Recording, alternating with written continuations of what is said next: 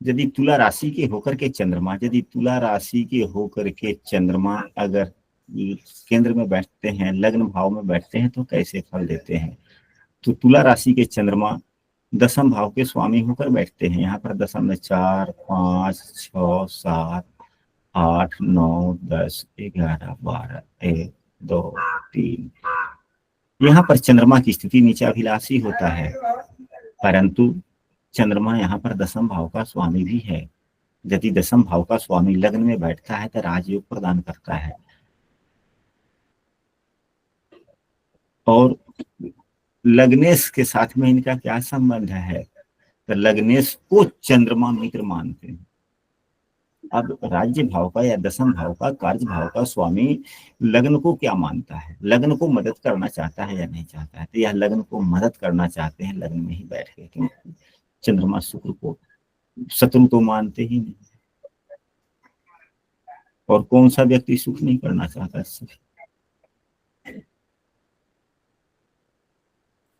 शुक्र की राशि कलात्मक राशि होती है, आकर्षण की राशि होती है, सुंदरता का राशि होता है, कवित्व का राशि होता है, और चंद्रमा भी इन सभी गुणों का प्रिय है।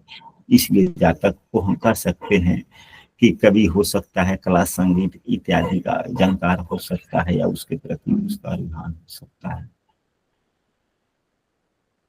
यदि दशमेश होकर, दसम भाव के स्वामी होकर चंद्रमा यदि लग्न में बैठते हैं तो यह सुख संपन्नता को भी देते हैं।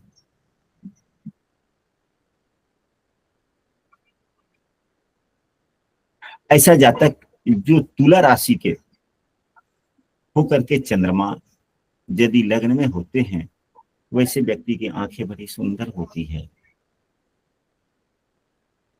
चेहरा शरीर सुंदर होता है, और विनम्र स्वभाव का भी होता है।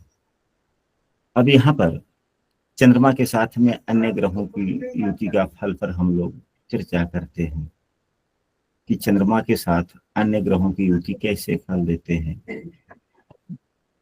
तो सबसे पहले चंद्रमा के साथ में यदि सूर्य की युति हो, तो यहाँ पर सूर्य नीच के हो गए।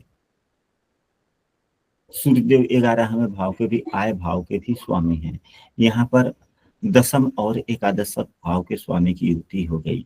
यदि दसम और एकादश भाव की युति हो तो धन के लिए अच्छा है, परंतु आय भाव के स्वामी 11वें भाव के स्वामी ही नीच के हो गए, तो नीच के ग्रह के अच्छे कभी फल देते हैं, नहीं देते। यह समस्या प्रदाता ही होते हैं।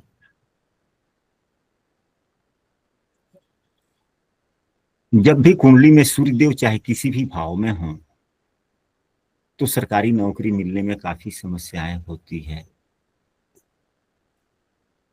परंतु अपने मूल त्रिकोण राशि से तीसरे होने के कारण, जब भी कोई ग्रह अपने मूल त्रिकोण राशि से तीसरे होता है तो अपने कारकत्वों में व्यक्ति को उत्साह जरूर देता है। उत्साह तो मिलेगा ही मिलेगा। अब नीच का है, अगर उच्च का होता तो सकारात्मक कार्यों के लिए, नीच का है तो नकारात्मक कार्यों के लिए।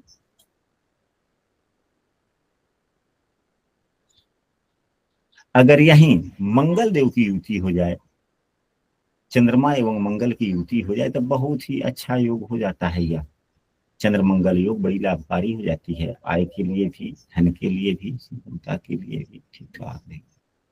यहाँ पर ये नहीं कि मंगल देव मार्केश हो गए, दो मनो मार्केश भाव के स्वामी हैं, परंतु तुला लग्न की कुंडली में मंगल स्वतः मार्केश का काम नहीं करते। चंद्रमा दशमेश भी हैं। यदि दसम भाव के स्वामी के साथ में मार्केश की युति हो जाती है तो कार्यों में समस्याएं आती है, कार्य बार बार रुक जाते हैं, परंतु इस स्थिति में ऐसा नहीं होता, क्योंकि मंगल की मूल त्रिकोण राशि केंद्र भाव में होने से इनमें सौम्यता आ गया, और दूसरी राशि दूसरे भाव की राशि होने से, दूसरे भाव में इनकी राशि पड़ने से पापत्व गुण नहीं आया, पाप फलदाता के गुण नहीं मिले, इसलिए मंगल शुभ हो गए। मंगल मार्केश का उतना दायित्व नहीं निभा पाएंगे। हाँ, यदि किसी अकारक ग्रहों से अगर संबंध बन जाए, जैसे कि अगर देवगुरु बृहस्पति ही अकारक ग्रह हैं यहाँ पर, अगर वो देख ले तो मंगल में फिर मार्केश का गुण आ सकता है। इसलिए चंद्रमा एवं मंगल की युति यहाँ पर लाभकारी है लग्न में। यहाँ पर दशमेश एवं द्वितीयेश की युति है, दशमेश एवं सप्तमेश की युति है, लाभकारी हो ही गया। यानी कि जातक को धनी बनाएगा, संपन्न बनाएगा। अब यही चंद्रमा के साथ में मंगल हो गए, और कौन से ग्रह रह गए? गुरु के बाद शुक्र जी, नहीं मंगल, अभी बुध बुध शुक्र शनि का शक्ति तो बाकी है ना जी।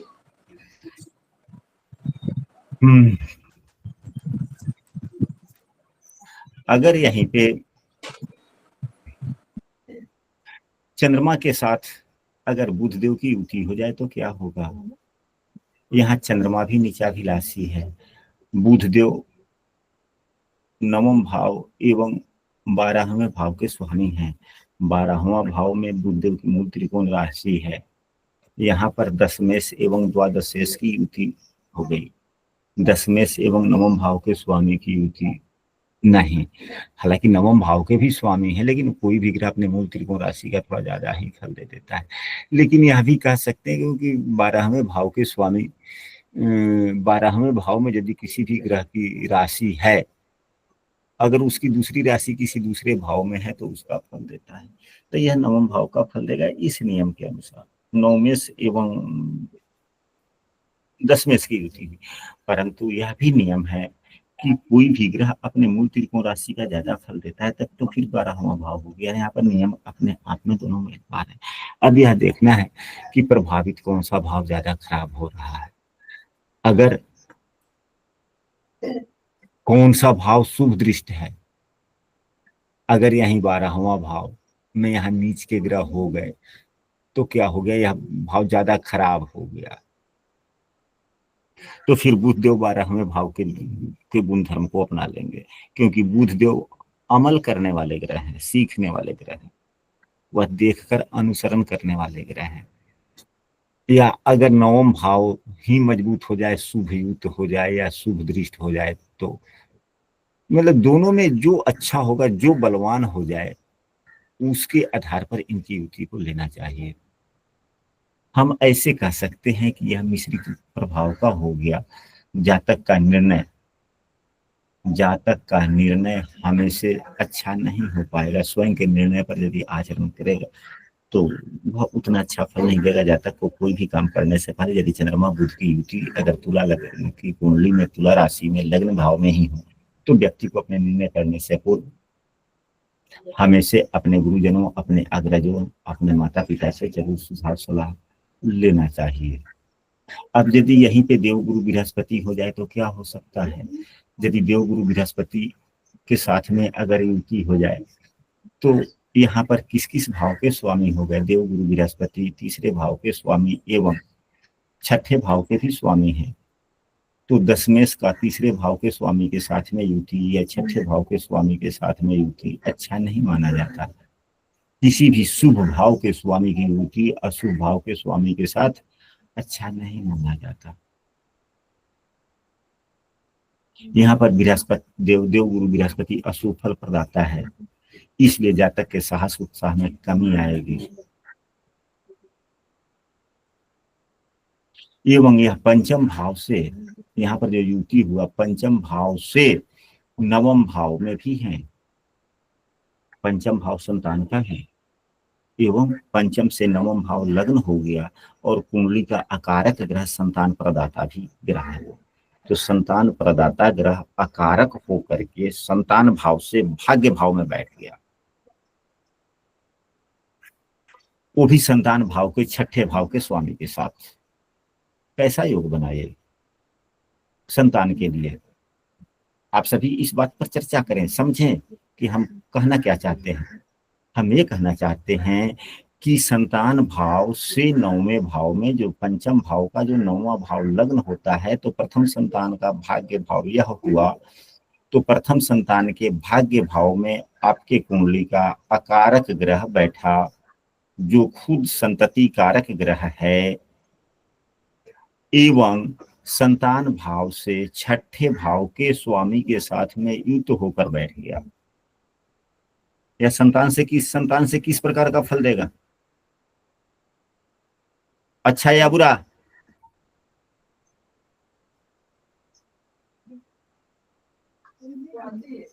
खराब फल देगा गुरुजी। खराब बुरा फल फल देगा गुरु। तो अब यहीं पे बतलाया जाए, यहाँ पर क्या चंद्रमा एवं गुरु की जो गजकेसरी योग है, क्या उतना लाभकारी है? नहीं। नहीं हुआ।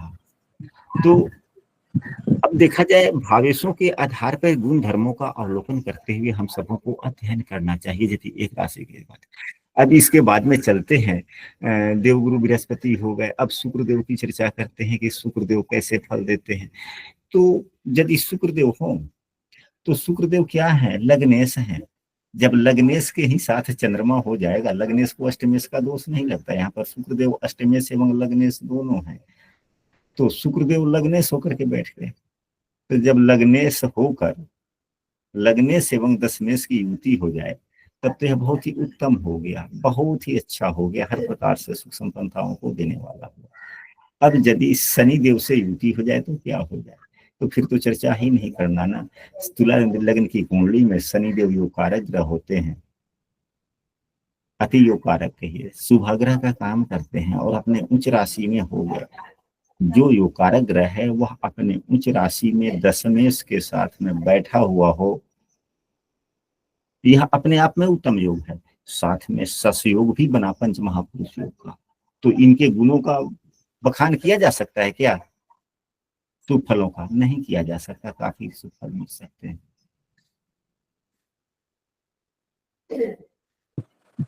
जितना सोच लिया जाए उतना फल देंगे गुरु जी।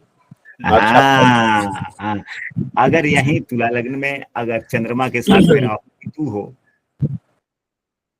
तो जातक के लिए वह तो खैर ग्रहण योग हुआ, अच्छा फल प्रदाता नहीं हुआ। तरह तरह के अशुभ फल भी मिल सकते हैं, जातक दुखी होगा, दिन भर नित रहेगा, बीमारी होगी तो लंबा बीमारी चलने की संभावनाएं बनती है। तो वे वाली बातें हैं। प्रणाम गुरु जी। यहाँ पर शनि योग कारक होकर लगन में बैठा है, तो अभी